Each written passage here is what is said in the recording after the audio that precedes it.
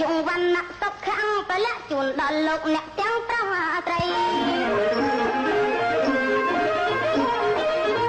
អាយុវណ្ណៈសុខខាងប្រលាក់ជូនដល់លោកអ្នកទាំងប្រុសត្រីប្រកបជ័យជោគទាំងយប់ថ្ងៃមង្គលសួស្តីដល់លោកអ្នក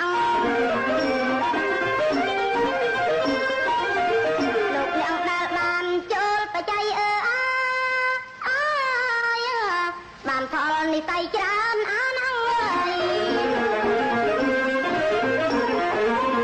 លោកអ្នកដែលបានចូលបច្ច័យបានផលនិស័យច្រើនអានប្រាថ្នាអ្វីអ្វីបានស្មោះស្ម័គ្រព្រោះយើងជឿជាក់ផ្លូវបុណ្យទានឲ្យតែកសាងតែងបានសុខបំបត្តិផ្លូវទុកក្នុងសន្តាន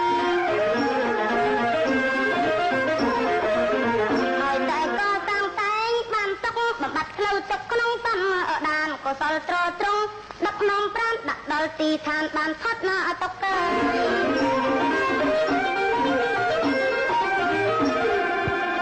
ជាលំដាប់ហោហែមកក៏ដូចជាអស់លោកបានជ្រាបត្រាប់ហើយថាការដែលឲ្យពរជ័យដើម្បីជាពន្លឺមួយដាស់សតិសម្បជញ្ញៈឲ្យលោកអ្នករាល់គ្នាដូច្នេះខ្ញុំសង្ឃឹមថាទោះបីជាយ៉ាងណាក៏អស់លោកអ្នកមិនបំភ្លេចចោលទេនៅការចូលបច្ច័យនេះដូច្នេះសូមមេត្តាដោយរួសរាន់ចុះព្រោះពេលវេលាក៏កាន់តែខ្លីៗប៉ុន្តែមុននឹងបញ្ចប់រឿងនេះតទៅទៀតនាងសង្វារពេជ្រដដែលនឹងច្រៀងជូនអស់លោកអ្នកដើម្បីជាកិច្ចបញ្ចប់ដូចតទៅ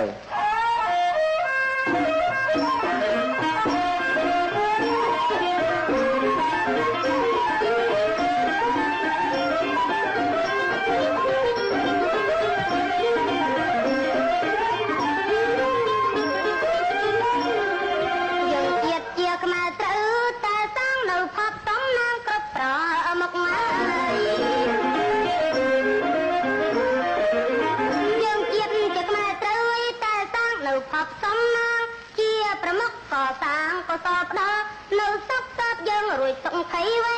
រីហេតុនេះអង្គលោកទៅច្រាំងថ្លាយើងកាន់សាសនាគ្រប់មើលគ្នាហេតុនេះអង្គលោកទៅច្រាំងថ្លាយើងកាន់សាសនាគ្រប់គ្នាត្រូវតែធ្វើទានកុំរញរាទុកជានាវាយើងជិះឆ្លង